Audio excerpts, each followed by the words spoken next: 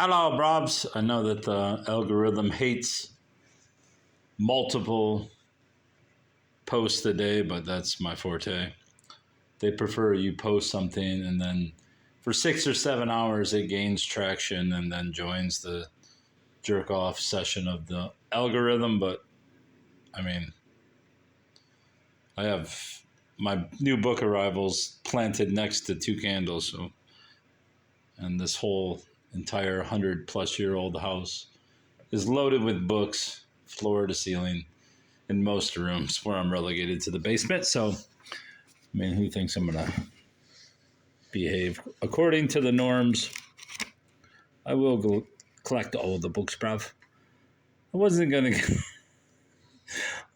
get this book because I mean, The Horse's Mouth, the uproarious tale of the incomparable Gully Jimson, artist, genius, conman, aging lover, and one of the most delightful characters in all of modern fiction, by Joyce Carey, is too obscure for any mind. But when I looked it up on eBay, because I've never heard of the guy either, wait, embodies probably the only significant development in the writing of fiction since James Joyce, which I don't think is really a development at all, but I mean, that's a bold claim, considering Joyce's claim to be one of the greats of literature. The Horse's Mouth is one of the most memorable achievements of modern fiction. Wonderfully rich in humor, color, and character, like a Shakespearean comedy, it celebrates life fully. Anyway, as I was saying, there's actually several copies have sold. I'd say almost a dozen copies have sold in the last few months, so it's not an undesirable book, although I've never heard of the author or the book itself. Most of these were purchased at a library book sale, which is not a book sale proper, but like a book room where you go in. I haven't been there in about 2 years, and I was surprised. At first, I didn't think I was going to find anything, and then I looked on the little mass market paperback spinning carousels and came up with quite a few good titles. The Tattooed Rude, a novel by the author of Mandingo, Kyle Onstadt, with Lance Horner. This is one of those Blackpoitation books. I have several others. I may even have this book already. Let's go look. I have them on my stairwell going to my basement, which I may have, which I haven't finished. They're there. Muscovado, Mandingo. No, I don't think I have this one. Actually, I think I found that before, but it was in bad shape. The Mahound by Lance Horner. Mandingo, Muscovado. Look at that. Jesus. Muscovado. I mean, Jesus. Yeah, so that goes with my Blaxploitation and Black authors section. The Tattooed Rude, let's see what it says. As a boy, he had been known as El Rubio, a ragamuffin pimp who made his few pesos leading sailors to his home, a waterfront bordello. As a young man, he was called Mario, handsome and experienced beyond the years in the debauchery and treachery of slave trading Havana.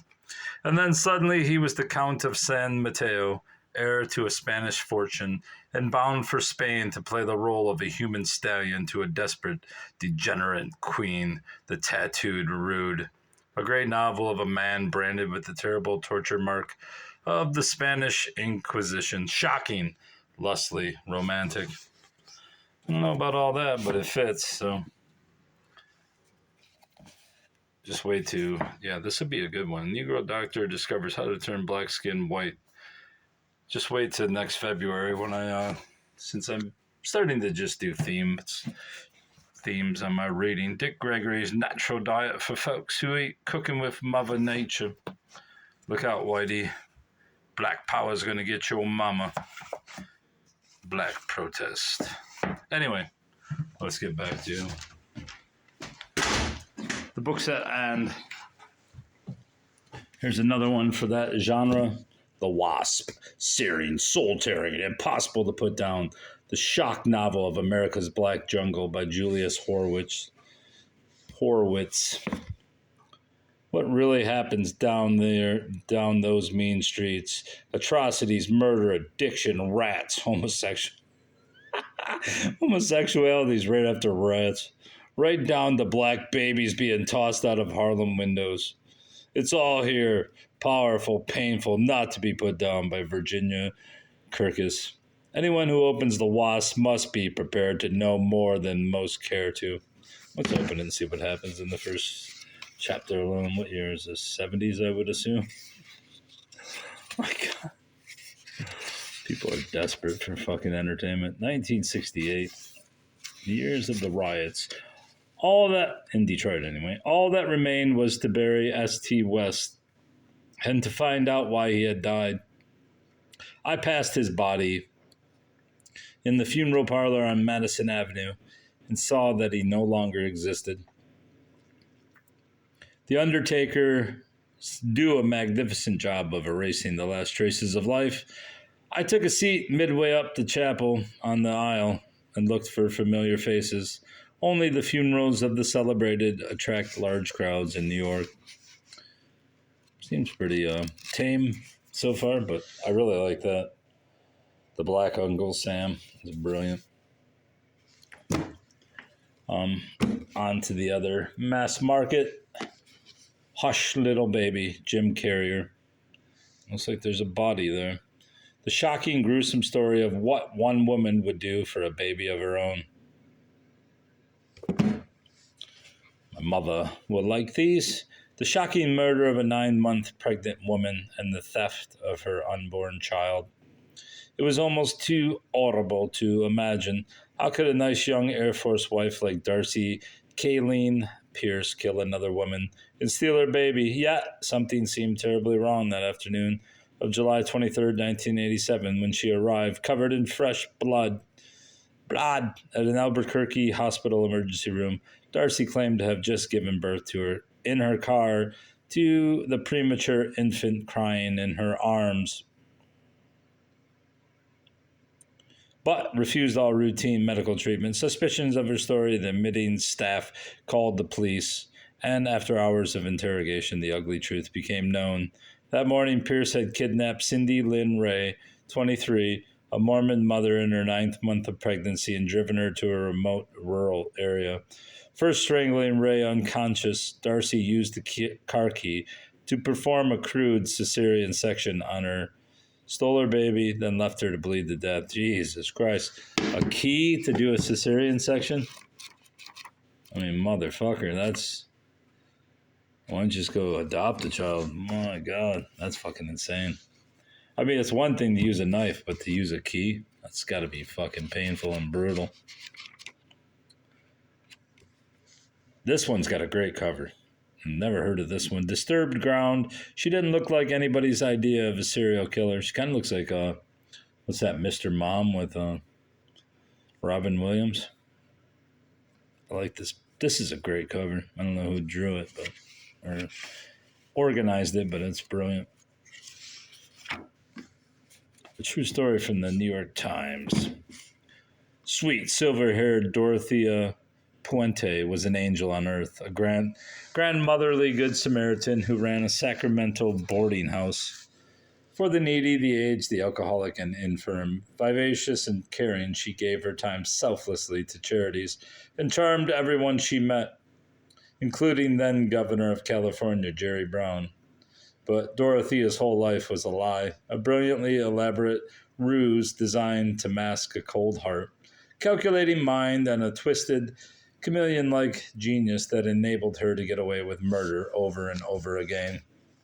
Pardon for the shaking, but that's the way it goes. My mother will love those.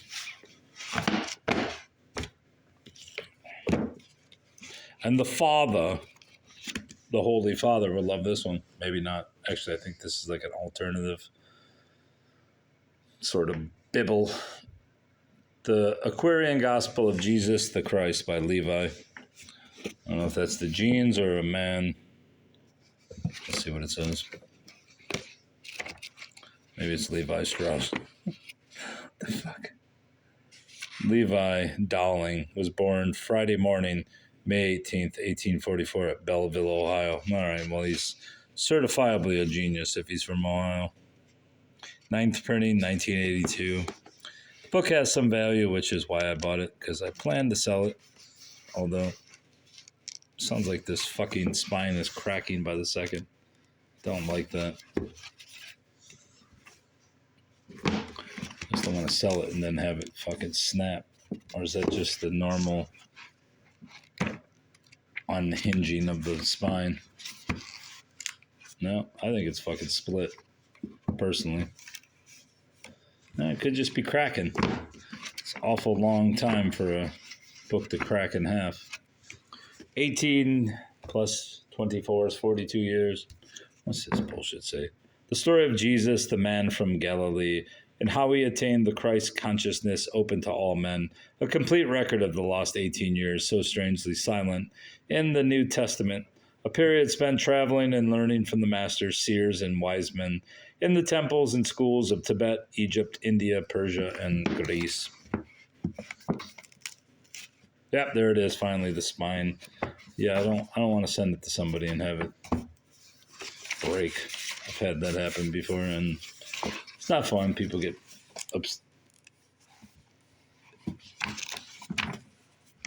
what's that? Not admittedly, but righteously pissed off. What we see when we read by Peter Mendelssohn. This is a crazy book. I preferred it not to be a library book, but that it is. Brilliant. Wow. Mendelssohn has changed the way I think about reading, like The Wizard of Oz.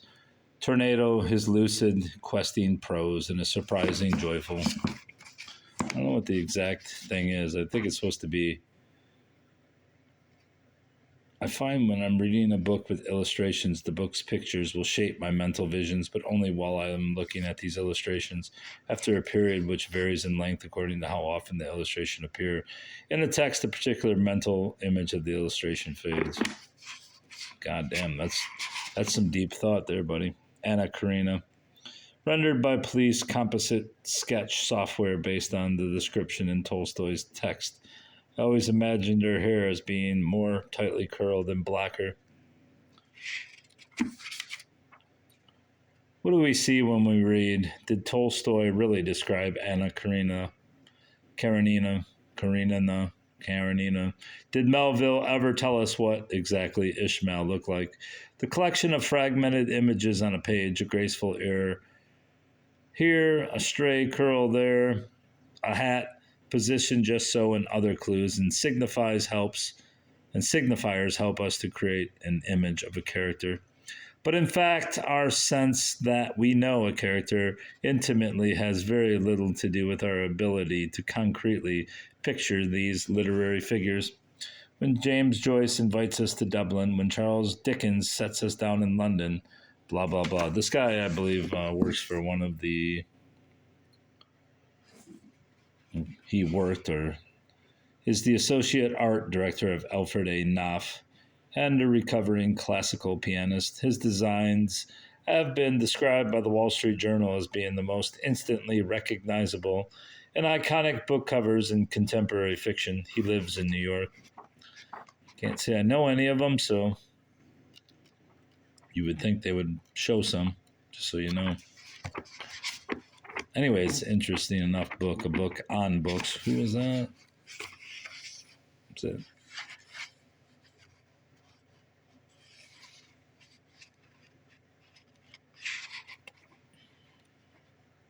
Characters are ciphers and narratives are made richer by omission. All right, so that's that. As I said, I prefer it not to be a ex-library book, but such is life. Same with this one. What year is this book from? I don't think I have this one. Don Hunter and Renee Dahinden. The Search for North America's Incredible Creature. As I said, they were from a library. This is from the Westland Library. I don't know if this sticker will come off. A lot of times these stickers destroy books when you pull them off, but you never know until you rip it off. Which is going to be an important theme in these next few books I have because they're old library books from the 60s. Look at this shit. Shouldn't be subject to this on a YouTube page. Should be carefully observing the fine edits of a raconteur. Cat Magic, Jonathan Barry with Whitley Strieber. I believe I have this in mass market paperback, but I could have it in hardcover, but for $1.01, which I paid for at the thrift store. And now you get to watch me rip off the sticker. Oh.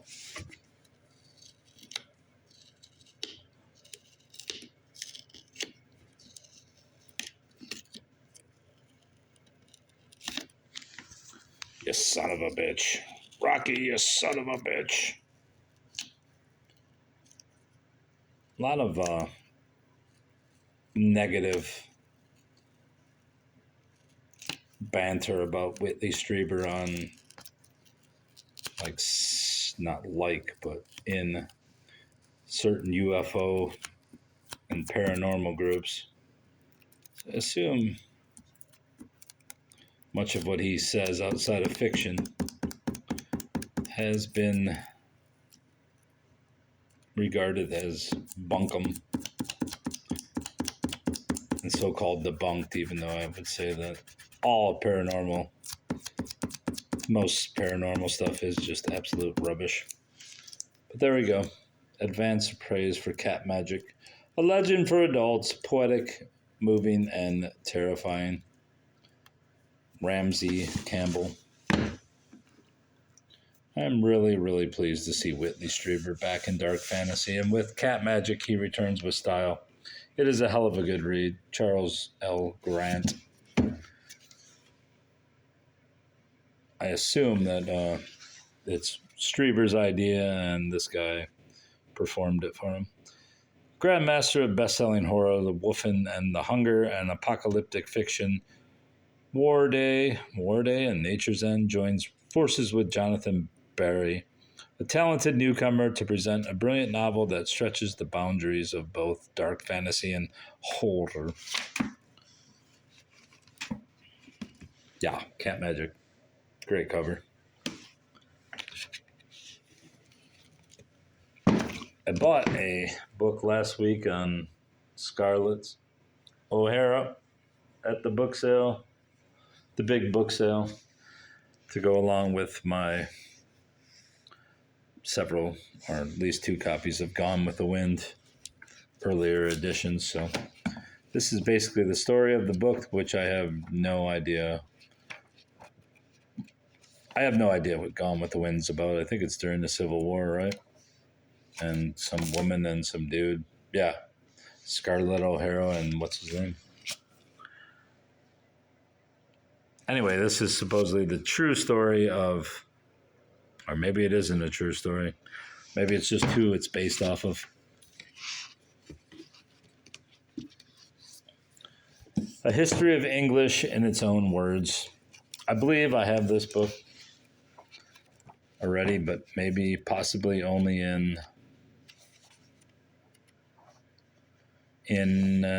paperback edition.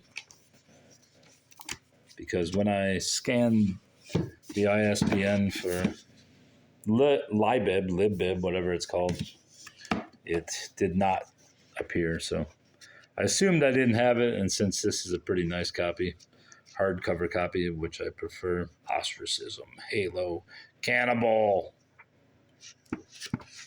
the Anglo-Saxon tongue, the Old English period.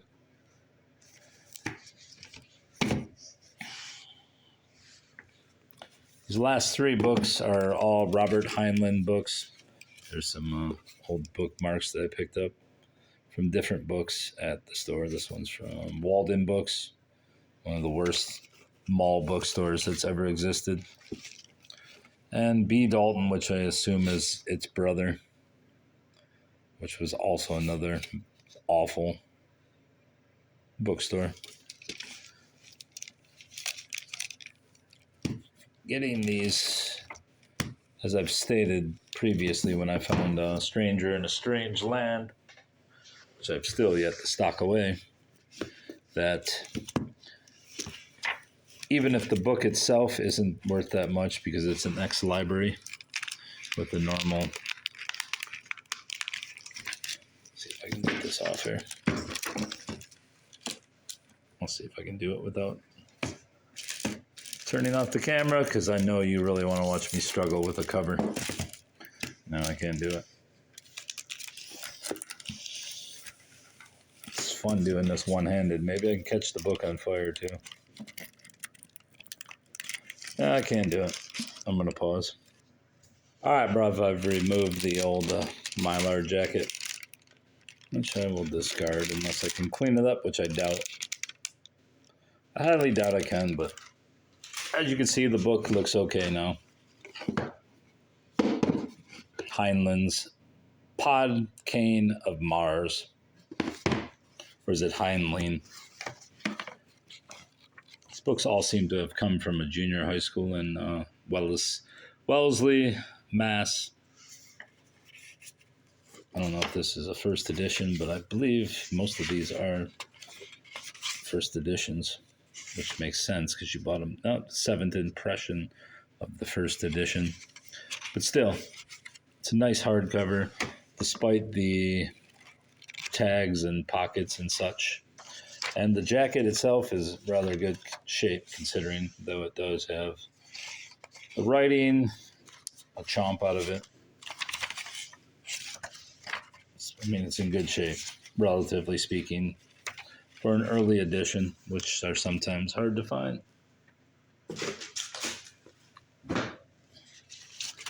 As most are in collections of science, sci-fi peeps, but I'm not one of them. I mean, I will collect them to sell them, like I've sold several copies of first edition of Dune, or at least the book club edition, for quite a good amount of money. I will do the same with these after I clean them up. Have Spacesuit Will Travel. I mean, this one looked pretty good after I rip off this. A lot of times they just rip this old tape, but they don't seem to want to. I don't know who picked these up in Massachusetts, but I'm glad they brought them. As I said, they're not the idea collector's edition, but they're a good reading copy if you want to have the first edition in your hands and feel it. A lot of people don't really care, but some people really like the first editions, as you should, if you're into books. And this one ain't going to come off so easy. Anyway, I don't want to rip any of these jackets, so I won't pull these out.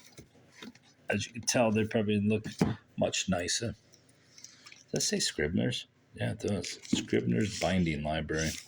I wonder if that stays on the thing. Look at this tape. I guess that's what 60-year-old tape looks like. This one may, no. And this one's going to have some trouble.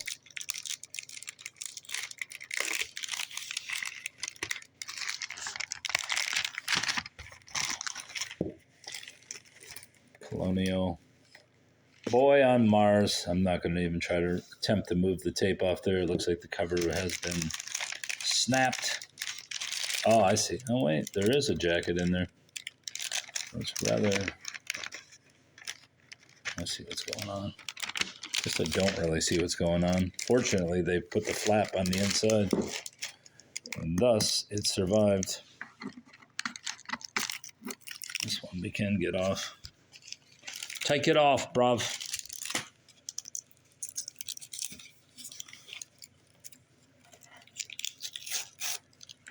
Someone tried to remove that pocket. Bad idea.